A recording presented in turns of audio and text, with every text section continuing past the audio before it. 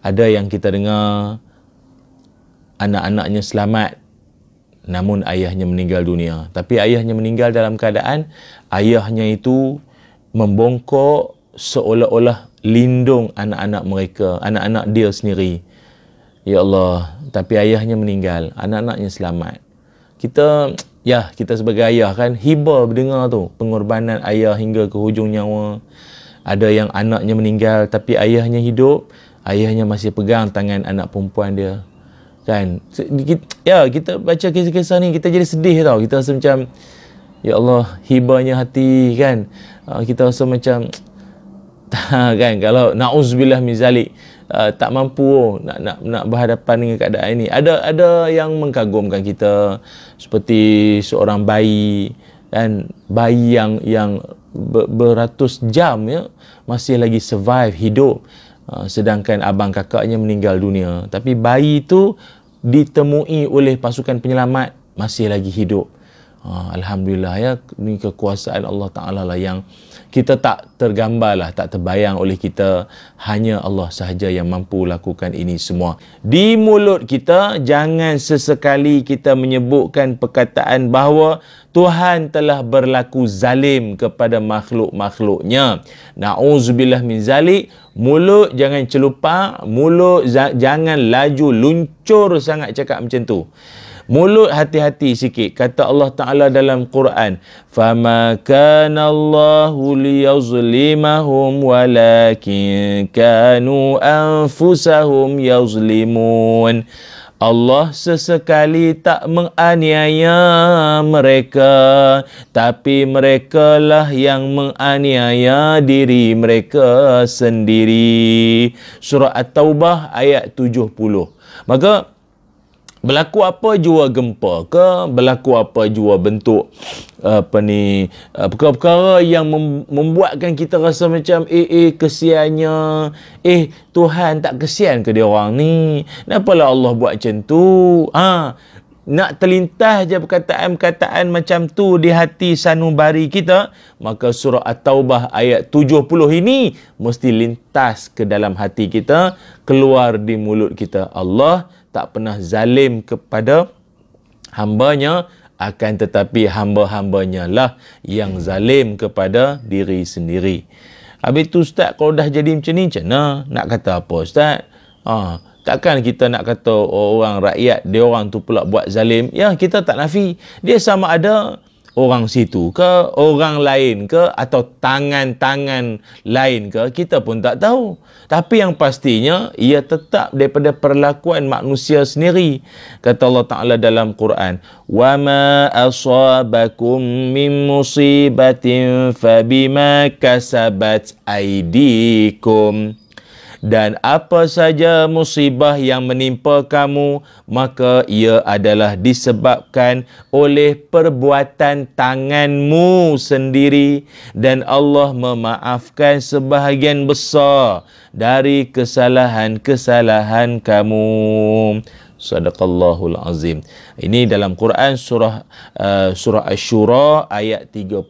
Kata Imam Ibn Qayyim Al-Jauziyah rahimahullah, antara akibat dari perbuatan dosa adalah menghilangkan nikmat, dan akibat dosa adalah mendatangkan bencana musibah. Dan oleh itu, hilangnya satu nikmat dari seseorang hamba Allah adalah kerana dosa. Dan begitulah pula datangnya macam-macam musibah disebabkan juga oleh dosa. Maka satu iktibar untuk kita adalah Allah tak berlaku zalim kepada hambanya, akan tetapi hamba-hambanya lah adalah buat something, sesuatu yang tak kena tu, yang ianya sebagai bahan muhasabah, iktibar kita bersama. Walaupun macam-macam timbul isu sana sini, katanya itu perbuatan daripada tangan-tangan musuh luar, itu ya, kita boleh dengar pendapat, pandangan ataupun kata-kata itu. Tapi bagi kita orang Islam, mau tak mau, kembali bahawa kita ada silapnya. Allah takdirkan yang terbaik buat hambanya, namun kita sebagai hamba ni ada benda yang tak kena, something wrong yang mungkin telah kita keterlanjuran kita mungkin kita pernah buat. Na'udzubillah min zalik. Jadi oleh kerana itu, apakah perkara yang paling penting untuk kita sama-sama nak perbaiki dan kita perbetulkan? Pertama, saya nak ajak semualah kawan-kawan, apa jua ruang, platform, laluan yang boleh kita hulurkan sumbangan dan bantuan, maka eloklah kita berbuat demikian. Ada saja nombor-nombor akaun, ramai, banyak kawan-kawan kita, NGO, pertubuhan bukan kerajaan yang bertungkus lumus, berulang alik, yang menguruskan untuk sampaikan bantuan atau dana bantuan kepada mangsa-mangsa gempa bumi, tanah runtuh, rumah-rumah mereka yang roboh, yang runtuh itu. Maka eloklah kita yang tak ke sana ini, huluran duit kita itu sampai ke sana, agar dengan sumbangan wang yang kita berikan ini dapatlah mereka belikan barang-barang keperluan untuk kegunaan mangsa-mangsa. Memadailah, sungguh pun kita tak dapat sampai ke sana. Selain daripada kita hulurkan sumbangan, bantuan buat mangsa-mangsa itu, ada juga sisi-sisi lain yang boleh kita renungkan bersama kesan daripada tragedi dan gempa yang dahsyat ini. Apa? Yang pertama, kita diingatkan supaya memperbanyakkan istighfar dan memohon ampun kepada Allah Subhanahu wa taala. Dia tak kira gempa bumi ke, banjir ke, kepala air lah, apa saja, tanah runtuh ke, apa yang roboh, benda-benda yang bersifat bencana ini semua, maka moleklah untuk kita ini, ya, tak kira sama ada yang kena, yang mangsa, yang duduk melihat laporan berita sahaja, eloklah untuk memperbanyakkan istighfar, mohon ampun pada Allah Subhanahu wa taala. Apa sebab sibuk-sibuk sangat nak mohon ampun pada Allah Taala ini? Kerana apa? Ma nazala balaun illa bizanbin wala rufi'a illa bitaubatin. Ada kata-kata orang bijak pandai, ulama sebut, tidaklah turunnya satu-satu bala, tidak turunnya bala musibah kecuali dengan dosa. Artinya, dosa punya pasal, maka datanglah macam-macam bentuk bencana. Wala rufi'a illa bitaubatin. Dan tidaklah bencana itu diangkat, dihilangkan kecuali dengan taubat. Kecuali dengan taubat, kembali kepada Allah Subhanahu wa taala. Dalam Quran Allah berfirman, wa anistaghfiru rabbakum summa tubu ilaihi yumatti'kum mata'an hasanan ila ajalin musamma. Hendaklah kamu mencari ampun kepada Allah dan bertaubat kepada Allah. Nescaya Allah beri nikmat yang baik kepadamu sampai waktu yang ditentukan. Sadaqallahul Azim. Surah Hud ayat yang ketiga. Dan ayat ini Allah Ta'ala sebut, hendaklah kamu minta ampun pada Allah, bertaubat pada Allah, dan nescaya sejurus selepas itu akan ada nikmat baik yang kamu semua akan peroleh. Kata para alim ulama, antaranya Syekh Muhammad Asy-Shinqiti rahimahullah, kata beliau, nikmat maknanya apa? Setelah seseorang itu dia melakukan perkara yang dosa, yang tak baik, yang tak elok, maka dia minta ampun pada Allah, kemudian Allah akan kurniakan nikmat. Apakah nikmat tersebut? Kata Syekh, pertama, Allah akan kurniakan rezeki yang melimpah ruah. Jadi maknanya, tak kiralah rakan-rakan kita di Turki ke, di Syria ke, di Malaysia ke, mana-mana tempat sekalipun, selepas kita mohon ampun pada Allah atas keterlanjuran, kekhilafan, kesilapan, dosa, apa kita buat, maka kita meminta ampun pada Allah, istighfar, berazam untuk tak mengulangi lagi, maka mudah-mudahan dengan izin Allah berdasarkan ayat ini, Allah akan kurniakan kita nikmat. Dan nikmat apa? Kata ulama, iaitu kita akan dapat rezeki yang melimpah ruah. Amin insya-Allah. Amin insya-Allah. Allah akan bagi nikmat yang melimpah ruah buat sahabat-sahabat kita di Turki dan di Syria, ataupun macam kawan-kawan kita yang dilanda banjir, datang pula bantuan, datang sumbangan, orang benakan kembali rumah mereka dan rumah mereka dibersihkan, hidup kembali seperti biasa balik, dan selepas itu pun bertalu-talu, bertali arus, rezeki datang dan datang dan datang. Ingat, maka ya, musibah tetap musibah, tapi setelah kita mohon ampun pada Allah, Allah akan bagi yang terbaik buat kita. Kedua, kata Syekh lagi, iaitu Allah kurniakan hidup yang lapang, ketenangan hidup, kelapangan jiwa, lapang hidup. Dan ketiga, Allah kurniakan keselamatan duniawi. Allah akan bagi apa?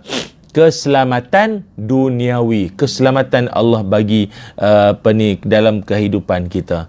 Sebab itu kalau tuan-tuan pernah dengar kisah Imam Hasan Al-Basri ketika orang bertanyakan kepadanya tentang macam-macam masalah. Ada yang datang cerita, dia kata, Tuan Syekh, saya tak ada anak, apa patut saya buat? Kata Syekh, banyakkan istighfar. Ada orang yang datang, dia kata, Tuan, saya ni miskin, harta tak ada, duit tak ada, apa patut buat? Kata Syekh, banyakkan istighfar. Datang seorang lagi, Tuan, saya ni kemarau, musim kemarau kampung saya, tanam tanaman habis, banyak rosak dengan kemarau, panas sangat ni, apa patut buat? Kata Syekh, banyakkan istighfar. Sampai ada orang kata, senang jawapan, apa soalan semua itu jawabnya, istighfar, istighfar, istighfar. Kata Syekh, ini bukan aku punya jawapan lah, ini jawapan Allah Subhanahu wa Ta'ala sebut dalam surah Nuh. Dalam surah Nuh ayat 10 sampai ayat 12, Allah sebut dalam ayat-ayat tersebut bahawa dengan istighfar engkau akan peroleh anak, engkau akan boleh cuaca yang baik, engkau akan mendapati sungai-sungai mengalir semua, harta datang semua, dengan anak-anak sekalipun dapat. Ini dalam Quran surah Nuh ayat 10 sampai ayat 12, boleh semak sendiri. Dan kisah ini direkodkan dalam Jami'ul Ahkamul Quran. Jadi artinya apa? Istighfar dan taubat ni dia merupakan salah satu daripada ikhtiar penyelesai masalah global. Yang mungkin kalau orang-orang biasa-biasa kata, alah ustaz, zakat istighfar, astagfirullah, takkan nak menyelesaikan masalah. Jangan. Ini Allah yang sebut dalam Quran. Maka kita sebagai hamba kena yakin. Duk cerita pasal Isra wal Mi'raj, perjalanan baginda Nabi SAW yang mengkagumkan, yang membuatkan kita jadi teruja ni semua, takkan sampai ke jiwa kita kalau hal-hal ini tak diambil peduli. Maknanya apa? Kagum dengan Isra Mi'raj, tapi yang Allah janji, engkau buat ini, kau dapat ini. Engkau elakkan ini, engkau perhatikan ini, engkau hayati benda ini, kau akan dapat ini. Tak masalah yakin ke tak? Sebab tu salah satu daripada tanda-tanda doa seseorang juga nak diperkenankan adalah dengan wa antum muqinuna bil ijabah. Kamu kena yakin, bukan 50-50 tau, 100%. 100% mesti mau yakin bahawa doa kita diperkenankan oleh Allah. Dia yakinnya. Sama macam Isra wal Mi'raj. Kena yakin bahawa itu perjalanan agung yang ditempuh Nabi kita SAW. Maka dengan bab istighfar ni bersama kena yakin lah. Jangan istighfar kosong, astagfirullah, dengan tak ada jiwanya, main sebut di mulut saja. Dengan yakin, aku istighfar, minta ampun pada Allah ni, ini adalah jaminan yang Allah Ta'ala akan bagi kebaikan pada aku. Dalam bentuk apa? Wallahu alam. Itu yang pertama. Yang kedua, iaitu memperbanyakkan bersedekah.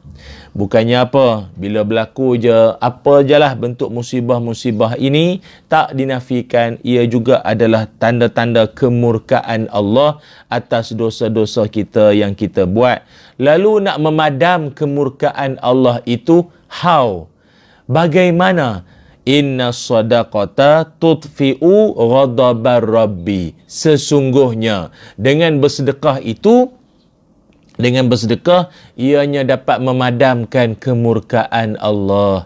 Bersedekah dapat memadamkan kemurkaan Allah. Faham kan? Ya. Dengan bersedekah dapat memadamkan kemurkaan Allah. Ya, kita banyak buat perangai-perangai kita lah, yang kita pun tak perasan kadang tu. Yang Allah Ta'ala menggeram dengan kita ni. Tapi dengan bersedekah seolah-olah bagaikan seorang anak yang nak memujuk hati ibunya, bagaikan seorang suami yang nak memujuk hati isterinya. Begitulah. Tapi Allah bukan makhluk yang kita nak pujuk-pujuk, tidak. Tapi seolah-olah kita nak menunjukkan rasa rendah diri, rasa bersalahnya kita, maka kita bersedekah. Ya Allah, aku bersedekah sempena Jumaat, sempena awal bulan Syaban, ataupun aku bersedekah kerana aku ni banyak penyakit ni, ya Allah, moga-moga kau sembuhkan aku, ya Allah. Moga-mogalah. Jadi Tuhan akan tidak membiarkan hamba-hambanya ini ditimpa musibah semua. Moga-moga bersedekah dengan pelbagai bentuk dan keadaan. Jangan hanya tunggu Ramadan saja baru nak bersedekah. Tidak, daripada sekarang latihan tu dah boleh bermula. Gear 1, gear 2, masuk Ramadan 3, 4, 5, zap, laju kan. Tabung datang ke, apa war-war datang ke, QR code lah, apa sumbangan bagi ya. Dia akan jadi laju, insya-Allah. Tuan puan semua, saya kira sampai di sini sajalah sembang-sembang kita. Moga-moga bermanfaat, dan apa yang kita doakan adalah semoga Allah Subhanahu Wa Taala memberkati perjuangan sahabat-sahabat kita, rakan-rakan sukarelawan kita yang pergi ke sana untuk membantu dan menyelamatkan mangsa-mangsa dalam timbunan runtuhan akibat dari gempa bumi yang dahsyat ini. Semoga Allah Ta'ala pelihara mereka dan Allah berikan peningkatan darjat, meningkatnya darjat atas kesabaran mangsa-mangsa yang terlibat dengan tragedi yang sangat menyayat hati ini.